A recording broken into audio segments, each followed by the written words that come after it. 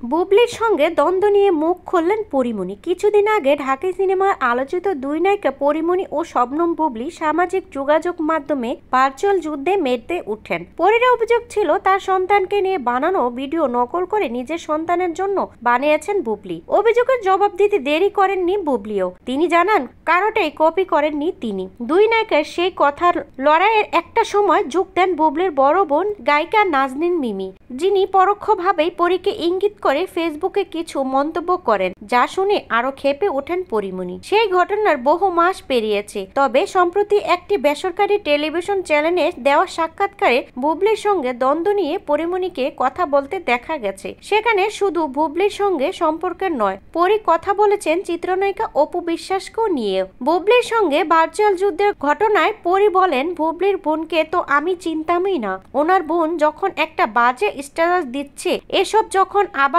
আমার লোকজন আমাকে দেখাচ্ছে, তখন তো বিষয়টা দুঃখজনক। যার সাথে আমার কথা হচ্ছে তারই আমাকে বলা উচিত। আমার সবকিছু আমাকে জবাব দিতে হয়েছে। আমার তো আর কেউ নাই, থাকলে অবশ্য আমি কথা বলতাম, কারণ সমস্যাটা যেহেতু আমার, এখানে পরিবারকে টানার কোনো অর্থ তো হয় না। আমার কাছে যেটা আছে সেটা হচ্ছে সত্যি। এই সত্যিটাই আমার শক্তি। পরীমনি বলেন, আপনি শবনম বুবলি আমাকে ডাকবেন। আসো তো পরী, কি হয়েছে, চলো বসি, কি হয়েছে দেখি। তা না করে আপনার ভাই বোন 14 গোষ্ঠী নিয়ে আমার গলা চেপে ধরবেন। কারোর মতে পরীমনি বুবলি কিছু একটা পোস্ট করলে তা একে অপরকে ইঙ্গিত করেই করেছেন, তবে পরীর দাবি তার এসব দেখার সময় নেই। অভিনেত্রী বললেন, আমি দেখলাম না তিনি কি করছেন। আমার শুভাকাঙ্ক্ষীদের কেউ যখন বলতো এমনটা হয়েছে পাঠালে তখন দেখা হতো।